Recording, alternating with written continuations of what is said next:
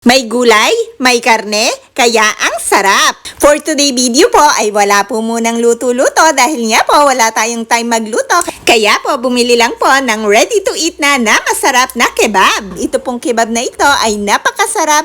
At yung mga ingredients din po niya ay merong kasamang lettuce, tsaka po mais.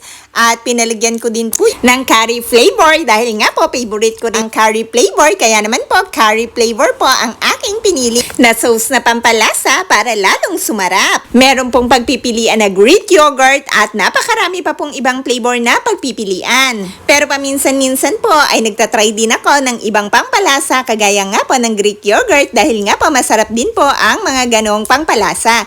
Pero para matry din po ang iba't ibang klase ng flavor ng kebab, kaya naman po paminsan-minsan po talaga ay tinatry ko din po ang ibang mga pangpalasa na nilalagay dito.